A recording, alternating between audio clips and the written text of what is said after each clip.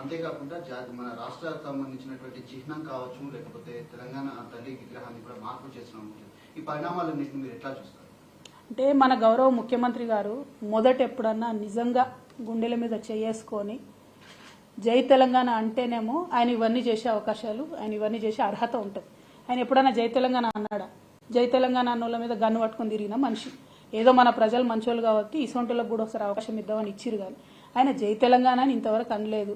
ఆయన రాష్ట్ర గీతం గురించి మాట్లాడడం, తెలంగాణ తల్లి గురించి మాట్లాడడం చాలా హాస్యాస్పదంగా ఉంది.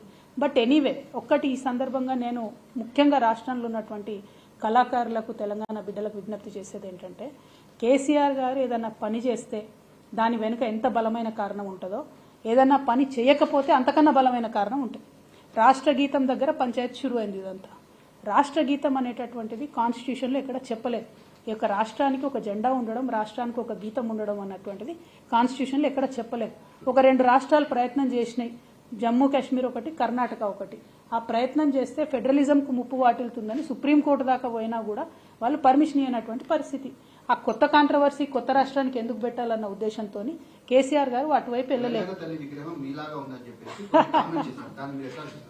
నేను కూడా తెలంగాణ సగటు ఆడబిడ్డనే కదా, నేను ఎట్లుంటాను, మిగతా ఆడబిడ్డలు ఎట్లుంటారు మా తెలంగాణ వాళ్ళు, గట్లే తెలంగాణ తల్లి ఉంటుంది.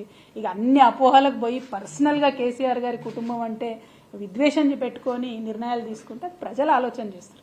నా రిక్వెస్ట్ ఏంటంటే, ఇవన్నీ చిన్న చిన్న ఆరోపణలు పక్కన పెడితే కేసీఆర్ గారు చేయని పనుల వెనుక కూడా కారణాలు ఉంటాయన్న విషయం తెలంగాణ కళాకారులు, కవులు, రచయితలు కూడా దయచేసి గుర్తించాలని చెప్పి నేను కోరుతూ, ముందుగా మన ముఖ్యమంత్రి గారు, తెలంగాణ రాష్ట్ర ముఖ్యమంత్రి గారు కాబట్టి ఎప్పుడన్నా ఒకసారి అసెంబ్లీ ప్రారంభంలోనో అఫీషియల్ కార్యక్రమాల్లోనో జై తెలంగాణ అంటే కొంచెం తృప్తిగా ఉంటుంది తెలంగాణ ప్రజలకి. Thank you.